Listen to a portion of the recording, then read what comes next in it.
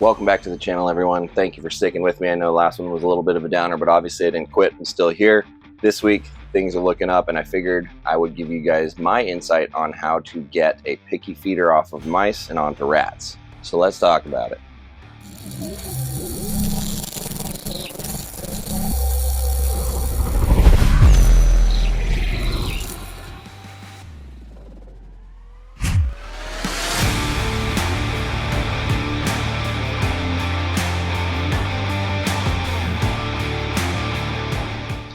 Before we dive into the meat and potatoes of it, this beautiful jungle from Mike Curtin of Scattershot Exotics just shed. Oh, okay, I guess we're holding on to my glasses here. And she's phenomenal. She's gorgeous. She's friendly. But she did not want to switch to rats readily. In fact, she was quite picky. She was the grab it and drop it type. Just got to be persistent sometimes, because in the end, they look real good. All right, I gotta get her unhooked, and now we're gonna seriously talk about this. What do you do? All right, in order to properly demonstrate this, I'm gonna have to kind of coach you on how I prep food for my snakes, because my methods all come from that approach. So I feed everything frozen thawed, unless I have to do live for somebody who's new baby, something like that, picky feeder, what have you. Generally, everybody in here eats frozen thawed. Now, they'll take frozen thawed, start them on mice generally, especially if we're talking about carpet pythons. They're going to start on little fuzzies and graduate to hoppers and adult mice. After an adult mouse, you want to get them onto rats if they're not already on rats. This is how I do it anyway. I wait until they're eating adult mice. Then I want to switch them onto rats. The reason being, an adult mouse is pretty close to a rat pup in size, and anything below a rat pup in size to me is just kind of gushy mush, and it doesn't have a lot of roughage. It doesn't have as much skeletonized calcium in there like an adult mouse does.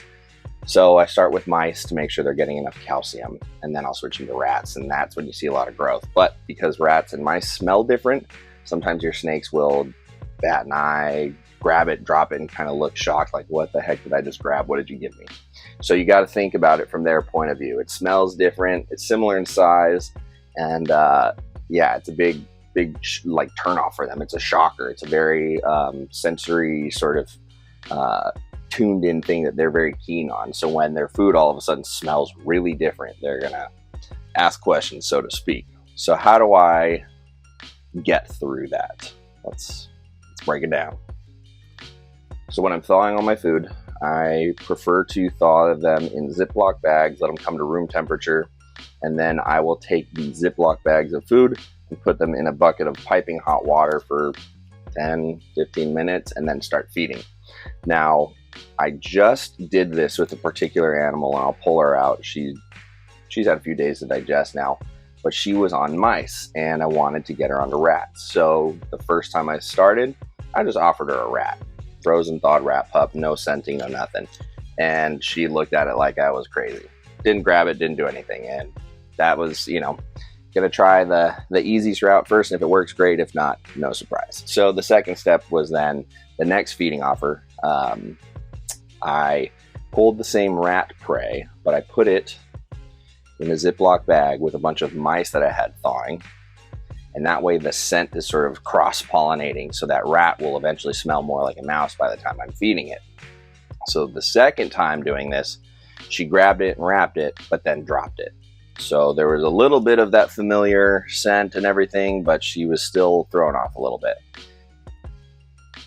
Let her figure that out. She didn't need it. So now she's gone 4 weeks without a meal, because I feed every 2 weeks. And she's got to be getting hungry.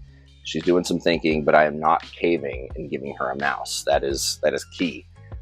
She's, not in any jeopardy of starving or losing any body condition, but tough love. It works. So the third feeding, what I did, same thing. Rat pup and a bunch of mice, cross-pollinate the scent. And this is week 6, third offering. She grabbed it, wrapped it, ate it, left it in there, and it was gone. So that one wasn't super difficult to switch over, but some need even more splitting hairs. So this is the beautiful gal who is now officially taking rats. Sorry to wake you up, love. But she's nice and full belly. Very pretty gal. And yeah, she was the one that I just did that sort of 6-week story with, and now she's taking rats. I've had some customers at work want to get their animals switched from live to frozen, and I do similar things. Sometimes an additional tool for cross-scenting is dirty rodent bedding. So if you're able to get some dirty rodent bedding from some live rodents, that can really emphasize the scent thing a little bit. So thawing a rat in some like mouse shavings that are covered in mouse stuff, that will definitely help. So sometimes a little bit of cross-pollinating, you have to get crafty, use some real stinky odors, some live rodent bedding that's soiled by the mice or rats. But the key is let them get a little bit hungry, let them think about it. They'll want it, they'll eventually figure it out. That jungle that we looked at the beginning, she definitely needed some encouragement for several months, whereas this girl only took a few weeks. So some take some time, but it's worth it. You don't want to be feeding an adult a bunch of mice. An adult male, that's a little bit more forgivable. They're a little smaller. Some places sell massive jumbo mice, and you can get a big mouse and that'll hold over a small male, but I would not want to be feeding an adult female carpet like 5 or 6 mice just to get her satiated for the week. So definitely want them on rats at the end. That's why, in case anyone was curious, why you want to switch to mice, or switch from mice to rats. Ultimately, these snakes get big enough where they need something bigger than an adult mouse. So this girl's all fired up now. She's awake. She's got energy. She's beautiful.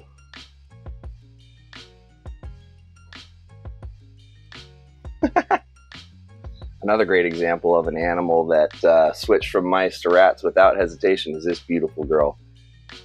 This is my Gary Violine Diamond. I haven't shown off in a little bit. When I got her in, she was taking hoppers and adult mice, and once she was ready and I felt she was comfortable, I gave her a rat pup, and she did not hesitate. She didn't think twice. She didn't drop it. She didn't need scenting, coaxing, or anything. She figured it out right away. So some snakes, especially in the Morelia genus, because Morelia just tend to be known as good feeders, they don't need any coaxing. They don't need any cross-scenting. They don't need any tips and tricks to teach them. But you got to remember, if they do, think of it from the mind of the snake. Think about their senses. Think about what their perception is like, what they're relying on.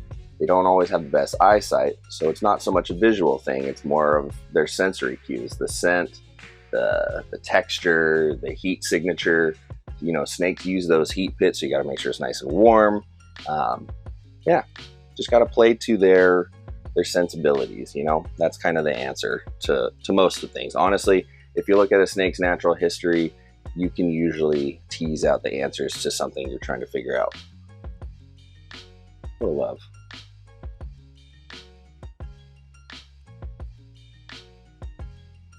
Now, in addition to mice and rats, sometimes you have animals that don't want either.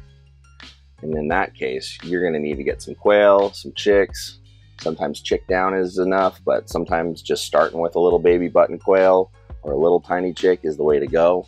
And then build off of that. Even though it might not be ideal, just get them eating. Get them started on something, getting consistent, getting them feeding regularly, and then try and switch. And if it doesn't happen right away, that's okay. Just keep going. Another thing that can help is sometimes putting your snakes through a winter. They come out of that pretty darn hungry. And I've had animals that were mousers, were refusing rats. They get to wintertime. It's time to put them through a little bit of a brumation, let them cool down a bit, cut back on the food. And then when things warm back up in the spring the following year, sometimes I'll just trick them and give them a rat right away and never even show them a mouse. And they just hit it and keep going and never look back. So there are a few things you can do. Sometimes You just got to wait it out. Sometimes force the issue, give them a little bit of tough love, and sometimes they'll just do it all in one go and you don't need to do anything. So it's worth the struggle if the animal is pretty and it's something you love. I love the snake.